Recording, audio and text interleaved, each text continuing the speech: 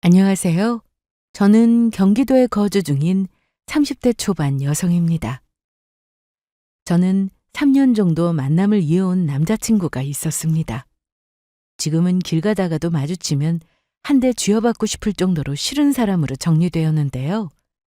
살면서 누구나 겪기 싫은 순간이 바로 믿었던 사람에게 배신을 당할 때가 아닌가 싶습니다.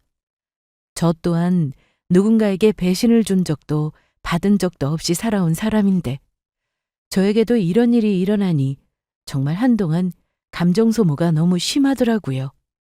그래도 지금은 더 이상 이런 사람과 마주칠 일도 없고 불편한 일도 없어 후련하지만 다시 생각해도 너무 열받는 사람인지라 이렇게 사연으로나마 분을 해소하고 싶어 이렇게 글을 쓰게 되었습니다.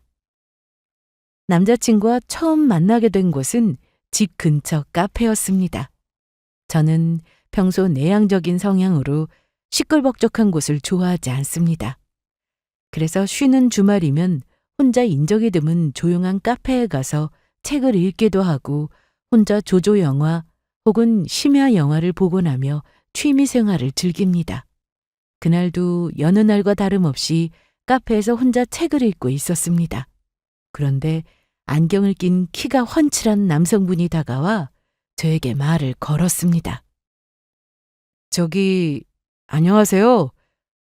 저번부터 봐왔었는데 너무 제 이상형이라서요. 혹시 남자친구 있으실까요? 네? 아, 남자친구는 없는데 불편하게 해드렸다면 죄송합니다. 아, 저 혹시 실례가 안 되신다면 연락처 알 수 있을까요? 저도 이 카페에서 책 읽으러 혼자 자주 오는데 올 때마다 계시더라고요. 매번 읽으시는 책도 저랑 비슷한 장르로 많이 읽으시고 괜찮으시다면 책 친구만이라도 안 될까요? 저는 평소에 길을 가다 연락처를 묻는 경험이 거의 없었던 터라 그 순간이 무척이나 당황스러웠었습니다. 어떻게 대답을 해줘야 할지도 모르겠고 한참을 얼버무리다 주변 사람들의 눈 의식에 민망한 나머지 헐레벌떡 번호만 드리고 그 자리를 떠났습니다. 첫인상만 가지고는 그 사람이 좋다 나쁘다를 판단할 수 없기에 저도 그냥 책 친구 정도는 괜찮겠지 하고 말았습니다. 남자친구와는 2달가량 정도를 연락하며 지냈던 것 같습니다. 남자친구도 저와 같은 내향인이었고 조용한 취미 생활을 하면서 휴식을 하고 에너지를 받는다고 하더군요. 그리고 남자친구 또한 주로 책을 많이 읽는 편이어서 그런지 서로 공감대 형성이 잘 되었고 책 관련 이야기로만 해도 몇 시간은 거뜬히 대화하곤 하였습니다. 그렇게 연락도 하며 중간중간 함께 카페에서 책을 읽고 이야기를 나누는 시간도 갖기도 하고 어느 날은 점심 혹은 저녁도 함께하는 날이 잦아지기 시작했습니다. 그렇게 시간이 흘러 차츰차츰 저희는 서로에게 호감이 생기기 시작했고 3개월 후 연인으로 발전하게 되었습니다. 남자친구는 저와 동갑내기였습니다. 그래서 서로 말도 편하게 할 수 있었고 대화도 잘 통해 더 금방 가까워졌던 것 같습니다. 서로 유머 코드도 잘 맞았고 성향도 비슷했죠. 인물도 제 기준에는 잘생긴 편이라고 생각했었습니다. 그리고 한 가지 남자친구의 장점은 검소한 생활 습관을 가지고 있는 듯 했습니다. 자취 생활을 하던 남자친구는 시켜 먹는 것보다 음식을 해 먹는 생활을 오래 해왔고 자차 이용보다는 대중교통 혹은 도보를 많이 이용했습니다. 데이트할 때에도 제휴 할인을 많이 알아오는 편이었고 늘 원가보다 저렴하게 이용하려는 편이었죠. 예를 들면 요즘은 영화 한 편을 봐도 1인당 14,000원부터 많게는 좌석에 따라 그보다 더 들기도 합니다. 그러면 동네 중고마켓을 이용해서 저렴하게 올려진 중고 티켓을 구매해 사용하는 편입니다. 그렇다고 중고 티켓이 올라올 때까지 기다렸다가 영화를 보는 건 아닙니다. 저희도 매번 데이트마다 영화를 보는 건 아닌지라 그렇게 중고 티켓이 올라오게 되면 구매해서 함께 사용하곤 했습니다. 또한 데이트도 주로 도서관이나 서점을 가는 경우가 많았습니다. 카페에 있다 보면 어쨌든 음료 한 잔은 꼭 시켜야만 하니 책만 읽고 싶을 때는 오히려 서점 데이트를 하는 경우가 더 많았죠. 저도 평소 책 읽는 걸 워낙 좋아하는 편인지라 한번 서점에 가면 3시간은 기본으로 책을 읽거나 구경도 하고 사기도 합니다. 이렇듯 저희의 데이트 코스도 서로에게 딱 맞는 취향이었습니다. 남자친구의 생활 습관은 집에서도 돋보였습니다. 하루는 남자친구의 자취방을 구경하러 간 적이 있었습니다. 정말 깔끔해 정석처럼 보이더군요. 필요한 물건들만 구비되어져 있고 침실이며 거실이며 정말 정리동돈이 잘 되어 있었습니다. 남자친구는 평소 게임도 안 하는 터라 남자들이 흔히 하는 컴퓨터나 게임기 하나 없었습니다. 흡연도 20대 초반에는 군대에서 어쩔 수 없이 배워서 하게 되었지만 전역하자마자 끊어냈다고 하더라고요. 계속되는 지출도 있고 몸에 해롭다고 하니 바로 끊어졌다며 덤덤하게 이야기하는 모습에 정말 신랑감으로 더없이 완벽하다고 생각했었습니다. 하지만 한 번은 검소한 남자친구의 습관이 저에게 불편감을 느끼게 했던 일이 있었습니다. 제가 회사 회식으로 전날 무리하게 과음을 한 날이 있었습니다. 그로 인해 다음날 출근 시 늦잠을 자버리는 바람에 출근길에 어쩔 수 없이 택시를 타고 출근해야만 했었죠. 평소에는 주로 버스를 타고 다니기도 하고 웬만해서는 늦잠을 자거나 지각하는 일이 극히 드문데 그날은 몸이 많이 힘들더라고요. 그런데 제가 택시를 타고 출근을 하게 되었다는 이야기에 남자친구의 반응이 냉담했습니다. 어제 너무 과음했나 봐. 평소에 안 하던 지각도 하고 늦게 일어나서 급하게 준비하느라 정신없이 나오니 버스도 다 놓친 거 있지? 어쩔 수 없이 택시 타고 출근하고 있어. 어제 진짜 술 안 먹고 싶었는데 과장님이 너무 흥에 오르셔서 다른 직원들도 같이 마셔드린다고 엄청 애먹었어. 택시를 타고 출근한다고? 그 거리 택시 타고 가면 금액이 얼만데 택시를 타? 돈 아까운 줄도 모르고 양해 구하고 늦어도 버스를 탔었어야지. 그리고 무리인 것 같았으면 네 선에서 끊으려고 했어야지. 아니면 말씀을 드리던가. 요즘 세상에 억지로 먹이는 회사도 없는데 왜 과장님 탓을 하고 있어? 그리고 집에 도착했을 때 알람도 딱 잘 맞추고 미리 술 깨는 음료라도 하나 마시고 자던가 했었어야지. 아니면 아침에라도 먹었으면 지각을 했겠어? 다음부턴 절대 택시 타지 마. 아니, 거절할 수 있는 분위기가 아니었어. 그리고 다른 직원들도 다 똑같이 마시고 있는데 그중에서 나만 못 마시겠다고 빼면 나를 더 이상하게 생각하실 거 아니야. 그리고 내가 뭐 맨날 택시 타? 오늘처럼 어쩔 수 없이 택시 타고 가는 것도 손에 꼽는데 너무 뭐라 하는 거 아니야? 물론 택시비 많이 나오겠지. 근데 양해를 구하고 어떻게 늦게 가라는 거야? 자기도 같이 사회생활하는 사람이라면서 이걸 이해 못하는 거야? 나는 회식 가서도 술 때문에 다음날 지장 생길 것 같으면 바로 말씀드려. 더 먹으면 안 될 것 같다고. 근데 그거 하나 말 못해서 다음날 지각을 한다고? 그건 네 문제지. 그리고 다른 사람들은 알아서들 1차만 갔다가 요령 있게 쓱 빠지는데 왜 너는 여태 그걸 못해서 아직 2차, 3차까지 끌려다니는 거야? 적당히 치고 빠지는 것도 네 능력이야. 그러니까 오늘같이 허둥대고 안 써도 되는 택시비나 쓰고 있지. 회식 빠지는 게 어디 쉬운 줄 알아?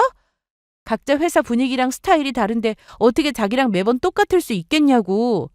아침부터 정신도 없는데 자기까지 왜 그래? 택시 탔다고 엄청 뭐라 하네. 잔소리 그만하고 자기 일이나 해. 남자친구는 쓸데없는 돈이 나가는 것을 정말 싫어하는 성격입니다. 제가 평소에 잘 타지 않은 택시를 어쩌다 한번 타는 날이면 이렇게 사람을 달달 볶아대죠. 남자친구도 저와 같은 직장인이면서 늘 저보고 제가 문제라고 이야기합니다. 요즘 회식 문화가 얼마나 좋아졌는데 아직도 질질 끌려다니냐며. 남자친구 말이 틀린 건 아니죠. 정말 옛날보다는 많이 좋아졌습니다. 하지만 여전히 옛날 문화를 좋아하는 상사가 있으면 빼는 건 여전히 불가능한 일이에요. 하지만 남자친구는 전혀 이해해주지 않았습니다. 그리고 남자친구는 저의 소비 생활에도 간혹 간섭하는 편이었습니다. 저는 아기자기하고 귀여운 소품들을 좋아하는 편입니다. 그것들은 모으는 것도 제 취미 중에 하나고요. 요즘은 또 열쇠고리가 많은 인기를 끌고 있는 시대잖아요.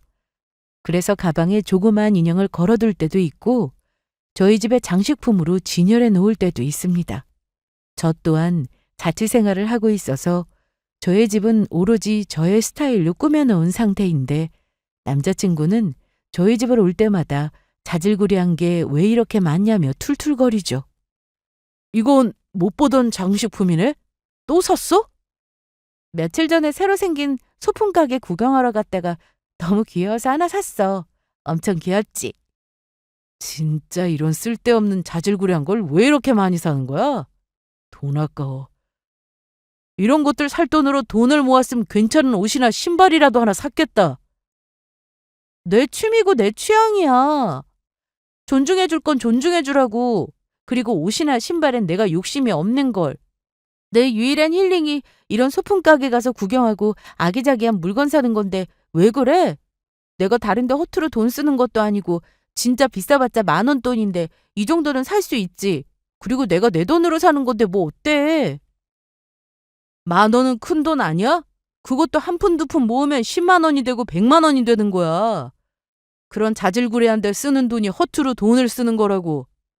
집에 정말 필요한 부분이 있어서 사는 거 아니면 나는 좋지 않은 습관인 것 같아. 너도 알잖아.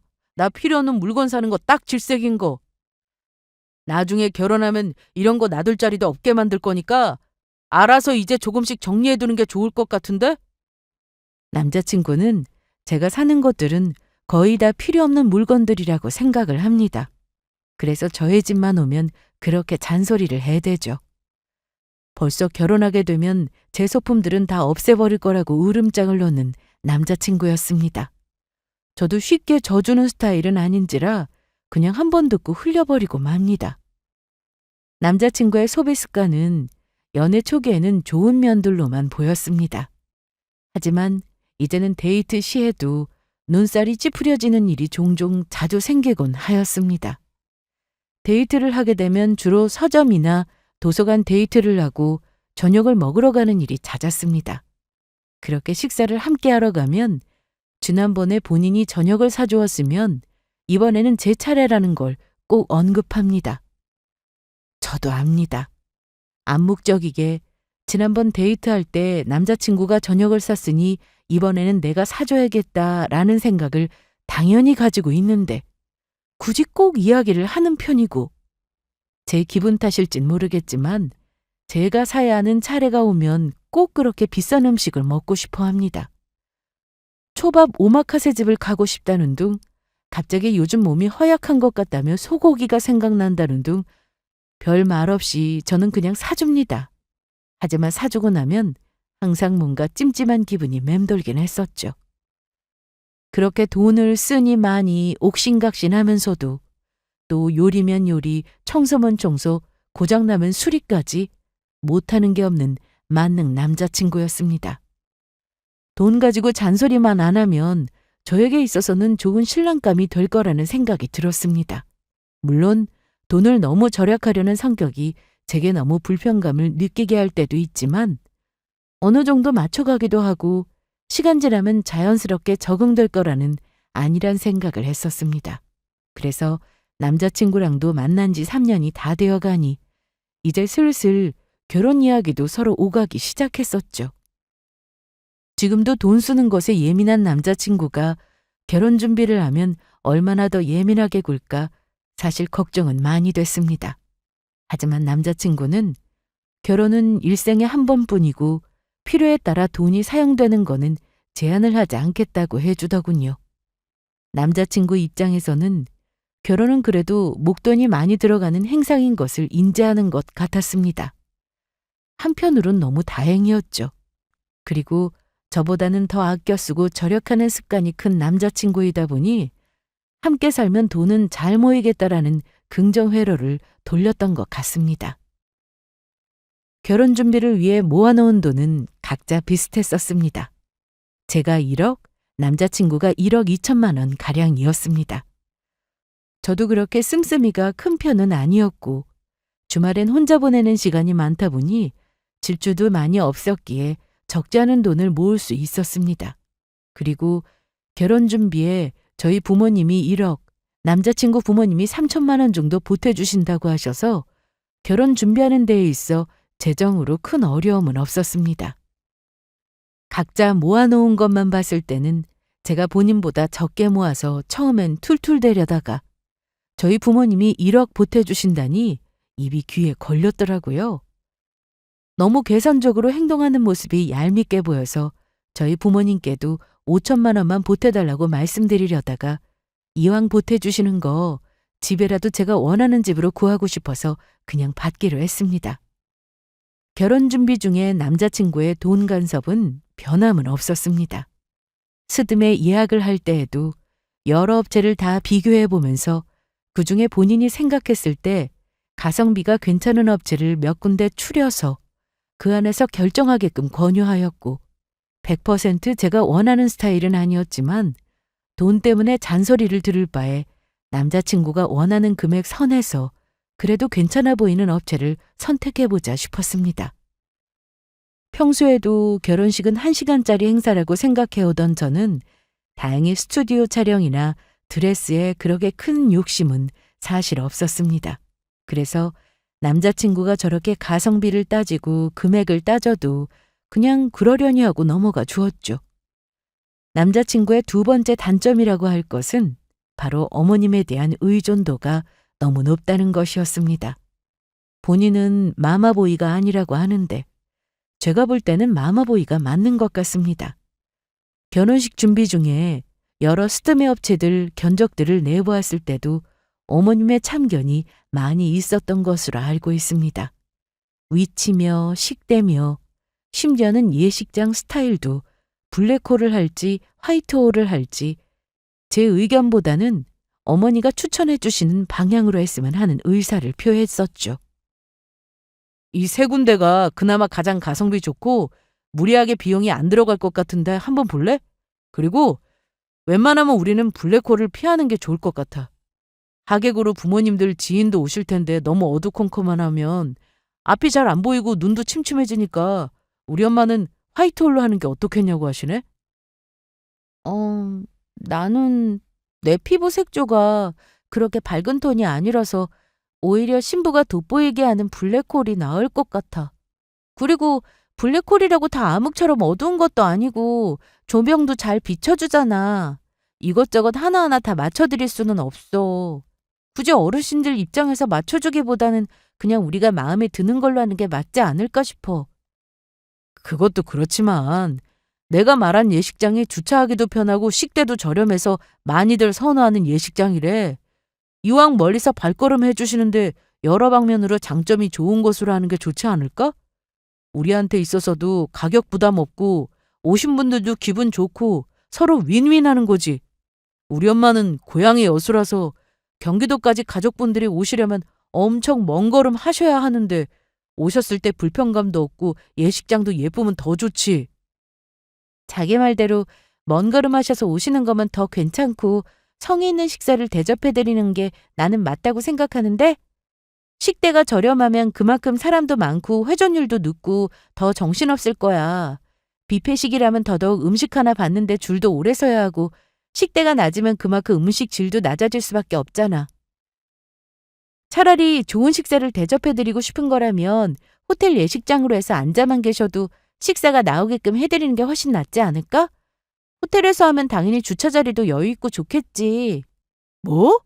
호텔? 예식장 비용이 얼마인지 알고 이야기하는 거야? 겨우 1시간 결혼하는데 몇백이나 들어가는 그건 너무 돈 아깝지. 나는 호텔 생각도 안 했어. 물론 앉아만 있어도 음식이 나오는 건 좋지. 근데 오시는 분들이야 두 다리 두 팔 다 멀쩡하실 텐데 뭐하러 앉아있어? 줄 조금 기다려서 받아오면 될 것을 1시간 결혼식에 몇백을 드리는 건 그냥 공중에 돈 뿌리는 거나 같은 거라고. 호텔은 진짜 아니야. 우리 엄마 말대로 하는 게 좋다니까. 남자친구와 예식장 하나를 결정하는 데에도 조율이 쉽지만은 않았습니다. 대화를 해보면 결국 논리라기보다는 저렴하게 하고 싶은 마음밖에 보이지 않았습니다. 그리고 본인의 어머니가 말하는 게 옳다라는 주장이 너무나도 강했기에 제 얘기는 남자친구 귀에 들리지 않았던 것 같습니다.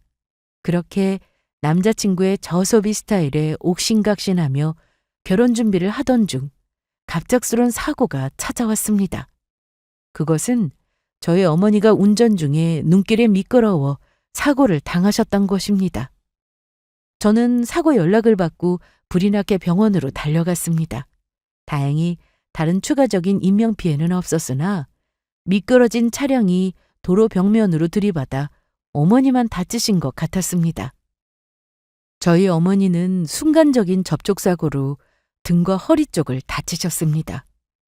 평소 건강관리를 워낙에 잘해오셨던 저희 어머니는 나이 60세가 넘으셔도 고혈압, 당뇨 하나 없으시고 입원 한번 하지 않으셨는데 이렇게 갑작스런 사고로 입원을 하시게 되니 너무 속이 상했습니다.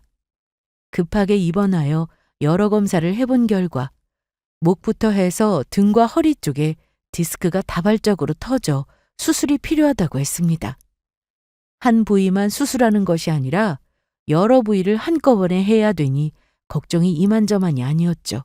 그래서 당분간 엄마 곁에서 간호하게 될 거라고 남자친구에게 이야기해 주었습니다. 남자친구는 이 소식을 듣고 처음에는 걱정해 주는가 싶더니 점점 뒤로 갈수록 수술비에 대한 걱정뿐이었습니다. 정말 이게 무슨 날벼락이람. 갑작스럽게 수술이라니. 어머님 괜찮으셔야 할 텐데. 근데 수술비는 얼마 정도 든대? 한 부위만 하는 게 아니라면 부위별로 금액이 또 다르게 축정되는 거 아니야? 아무래도 여러 부위라서 1,000만 원 정도는 좋게 나오지 않을까 싶어.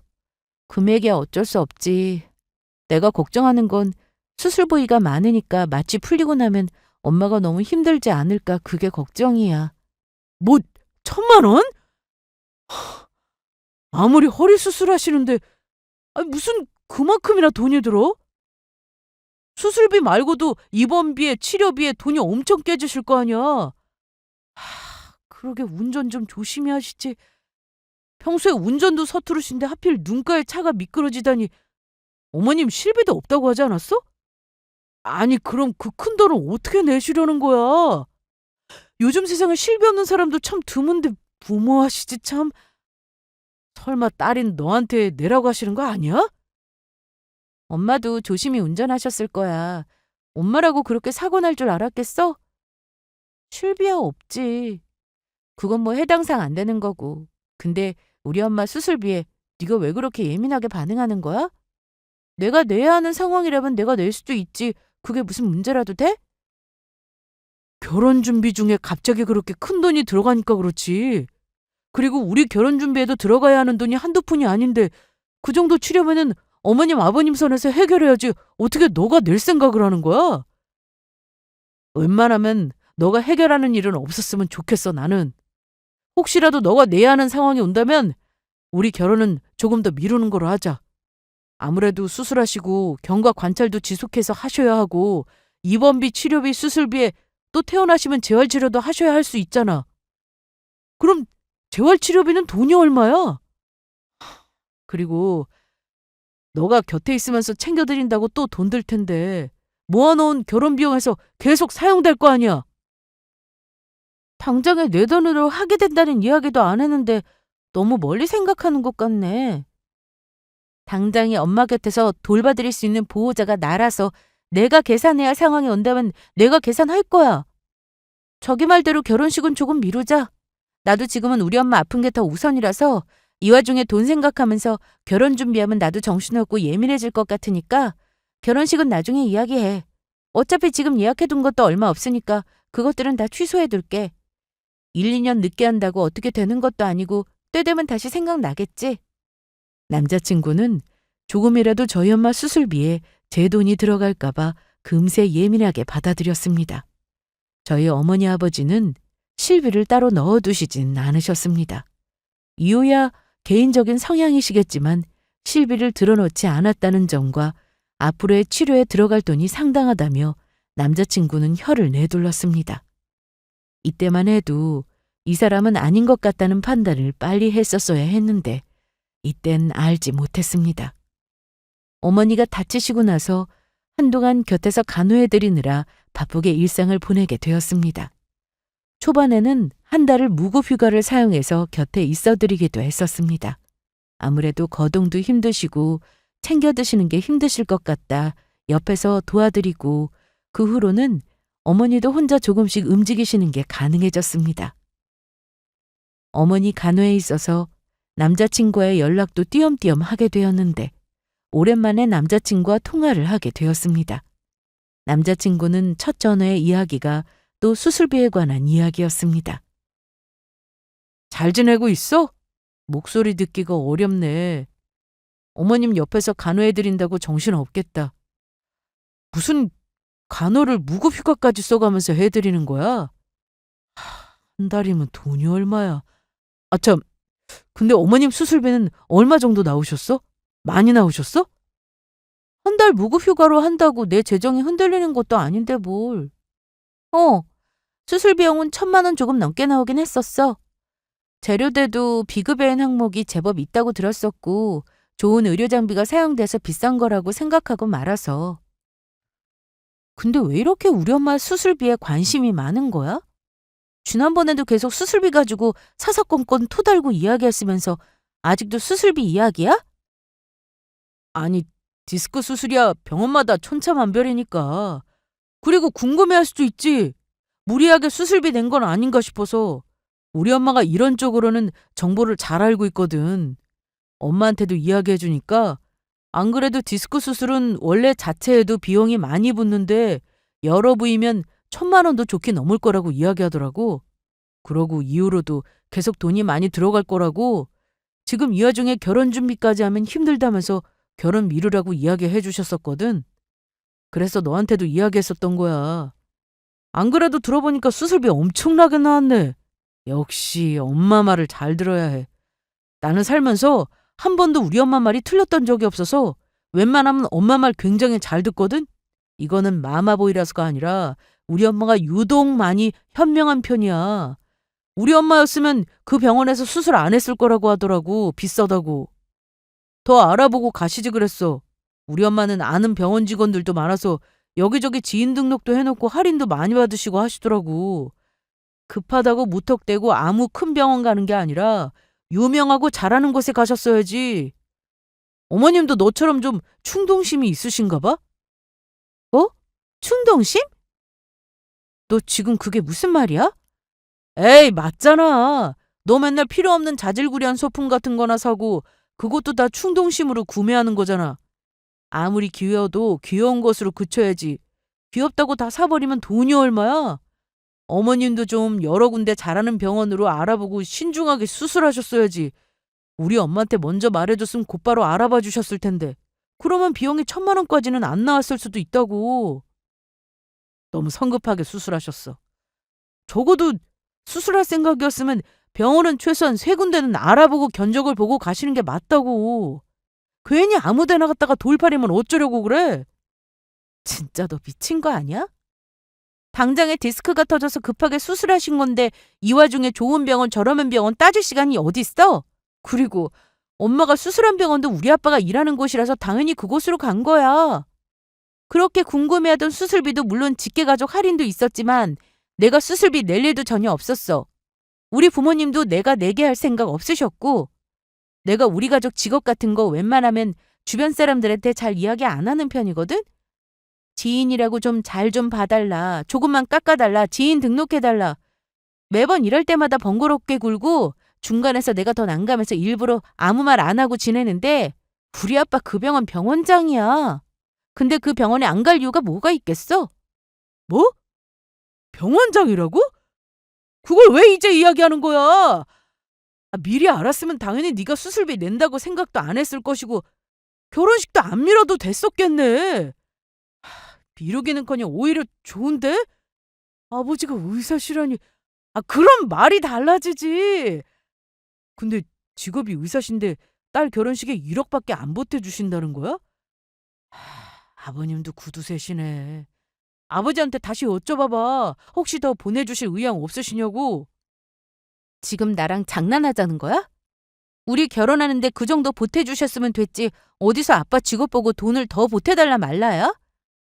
진짜 검소한 생활해서 좋다고 생각했는데 이제 보니 순 짠돌이에다 속물이잖아. 너 때문에 더 송신스럽고 정신없으니까 애초에 우리 결혼 다시 생각해보는 게 좋을 것 같다. 끊어! 저는 아빠 직업만을 보고 속물처럼 구는 남자친구가 진절머리가 났습니다. 검소한 생활은 좋았으나 그것은 제가 눈에 콩깍지가 씌어서 검소하다 표현을 달았을 뿐이지 그냥 구두쇠가 맞았던 것 같습니다.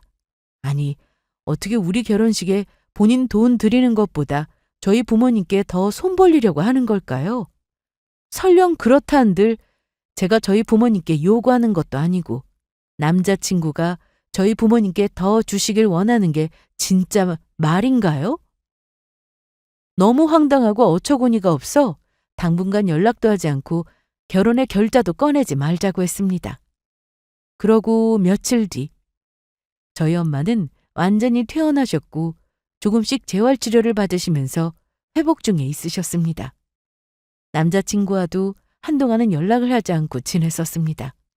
저희 엄마의 수술비에 대한 집요한 행동에 정말 헤어지고 인연을 끊어야겠다 싶은 생각이 들었지만 3년이라는 시간이 결코 짧은 시간은 아니었는지 미혼정까지 만들어 헤어지기가 쉽지만은 않았습니다. 이후로는 본인도 아차 싶었는지 미안하다고 진지하게 사과를 하더군요. 결혼 준비 중에 큰 지출이 들어간다 생각이 들어 잠시 예민해진 거겠지 생각하고 한 번만 넘어가 주었습니다. 이후로는 금액적인 부분에서 저에게 일절 터치를 하지 않은 남자친구였습니다. 갑자기 사람이 달라지니 오히려 불안하고 낯설게 느껴졌었습니다. 제가 저번처럼 어쩌다 택시를 타고 출근을 해도 새로운 소품을 구매해도 잔소리 한 번 없고 오히려 더 귀엽고 이쁜 걸 샀다며 칭찬해 주더라고요. 남자친구의 갑작스런 변화에 조금은 의심이 들기 시작했었습니다. 혹시나 우리 집 재산을 보고 이러는 걸까 하는 생각도 들었지만 아직 확실하다는 생각은 안 들어 조금은 지켜보고 있었습니다. 그렇게 의심스런 생각이 들기 시작한 며칠 뒤 남자친구는 다시금 저에게 결혼 이야기를 꺼내기 시작했습니다. 저는 지금은 결혼 생각을 하고 싶지 않다고 이야기했습니다.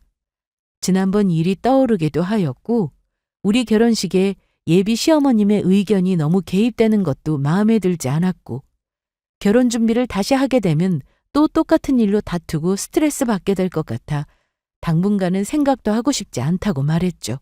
그랬더니 모든 조건을 다 저에게 맞춰주겠다고 하고 싶은 대로 원하는 곳으로 결혼을 하자고 이야기하더군요. 우리 만나온 시간도 길고 그냥 지내가던 결혼 다시 준비하면 안 될까? 우리 엄마가 추천해줬던 곳은 아예 생각하지 말고 그냥 너가 하고 싶은 곳으로 하게 해줄게. 그래도 한 번뿐인 결혼식인데 주인공이 신부가 원하는 예식장에서 하는 게 맞다고 생각도 들고 너랑 연락 안 하고 지냈던 시간 동안 내가 너무 내 생각만 했나 싶은 생각이 들어서 많이 반성하게 됐어. 그래서 결혼식 준비하는 동안에도 그냥 너의 의견을 100% 반영하는 것이 맞다라는 생각이 들었고 돈으로는 잔소리 안 할 테니까 다시 준비해보는 게 어때? 저번에도 이야기했지만 나는 지금은 결혼 생각 안 하고 싶어. 아무리 돈으로 잔소리 안 한다고 했지만 또 언제든 부딪힐 수 있다고 생각해. 그리고 어머님 말씀이라면 그렇게 충성스럽게 다 들으면서 어머님이 예식장 반대하면 그때는 어떻게 이야기하려고 그래?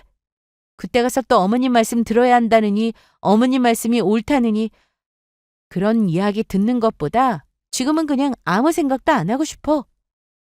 진짜 그런 일 없도록 할게. 약속해. 평소에는 나는 엄마 말이면 다 들어주려고 했고 우리 엄마도 나를 효자 아들이라고 생각해서 더 엄마한테 잘해드리고 싶었던 것뿐이야. 결혼하게 되면 이제 내 배우자 될 사람부터 먼저 신경을 써야지. 그게 맞고 엄마가 서운하게 느끼시더라도 너를 우선으로 생각할 테니까 한 번만 믿어줘. 그리고 어느 정도 너가 원하는 스타일도 알았고 돈도 있겠다. 그냥 다 예약하고 준비만 하면 되잖아. 안 그래? 내가 더 신경 쓰고 잘할게. 한 번만 다시 생각해봐줘. 아니면 우리 엄마랑 같이 셋이서 식사라도 한번 해보는 게 어때? 나 때문에 우리 엄마에 대한 인식이 너무 안 좋게 남아있을 수도 있잖아. 사실 우리 엄마 굉장히 온하고 다정하신 분이셔. 직접 보면 너도 생각이 달라질 거야. 너에 대해 엄청 궁금해하시기도 하셨고 보고 싶어 하셨어. 직접 만나 뵙고 대화해보면 너랑 또 잘 맞으실 수도 있잖아. 한번 만나보자. 어? 남자친구는 끈질기게 다시 결혼을 준비할 것을 부탁했습니다. 본인이 지금껏 잘못 행동했던 것 같다며 연신 용서를 구했고 모든 결혼 준비를 저의 기준에 맞추도록 하겠다고 이야기해 주었죠. 그 말에도 크게 마음이 요동하는 것은 아니었습니다. 이미 어느 정도 남자친구에 대한 신뢰도가 많이 떨어져 있는 상태였기 때문이죠. 여전히 제 마음속에는 어떤 수작을 부리고 있는 것일까 의심이 가득했었죠. 남자친구의 어머님을 뵙는 것도 탐탁치는 않았습니다. 남자친구를 통해 불편감을 계속 느껴왔던지라 직접 만나 뵙는다고 해서 크게 달라질 게 있을까 싶었죠. 이미 남자친구를 통해 색안경이 쓰였고 남자친구는 엄마 바라기라는 생각이 가득했기에 그 모습을 직접 보는 건 더 불편할 것 같았죠.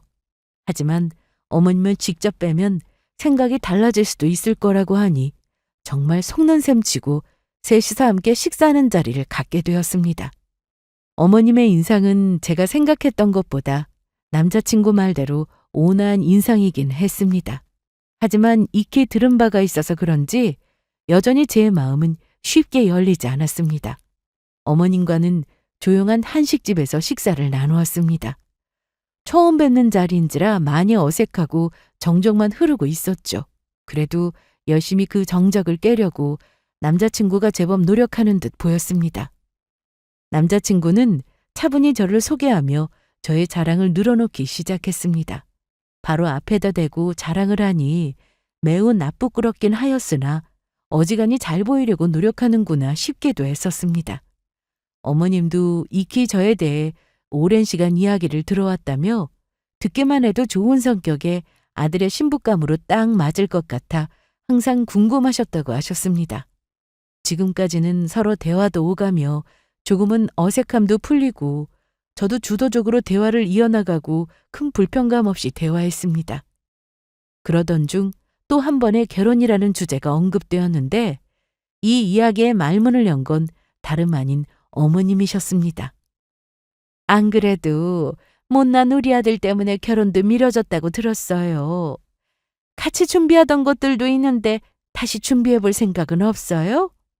제 딴에는 조언이라고 생각해서 이것저것 일러줬던 것들이 너무 두 사람 결혼에 간섭하게 된 것 같아서 미안해요.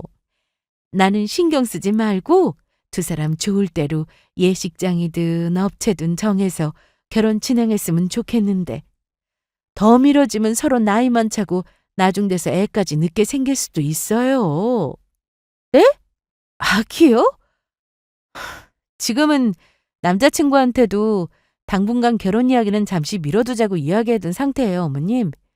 빨리 결혼하시는 모습 보고 싶으시기도 하겠지만 저는 지금 저희 어머님 편찮으신 몸 회복 도와드리는 것에 집중하고 싶어서 결혼은 좀 천천히 생각하고 싶습니다. 아니, 아버님 직업이 의사시라면서요. 굳이 아가씨가 간호를 도와드릴 필요도 없고 입원하신 거면 그냥 간병했으면 되는 거고 집에만 계시는 거라면 굳이 아가씨 아니더라도 사람 써서 옆에 도와드리게 하면 되지 않나요? 어머님이야말로 금방 회복하실 텐데 그렇게 옆에서 딱 붙어서 굳이 간호 안 해드려도 돼요. 저도 제 주변에 디스크 수술한 친구들 많은데 혼자 잘만 돌아다니고 생활하는 걸요 뭘. 결혼은 한번 미뤄지면 끝도 없이 미뤄지니 제 생각엔 결혼부터 빨리 서두르는 게 낫지 않을까 싶은데. 그리고 아버님이 의사시면 아무래도 따님 결혼하시는데 재정적으로 많이 보태주신다죠. 아무래도 돈도 잘 버시고 하시면 부동산도 제법 있으실 것 같은데.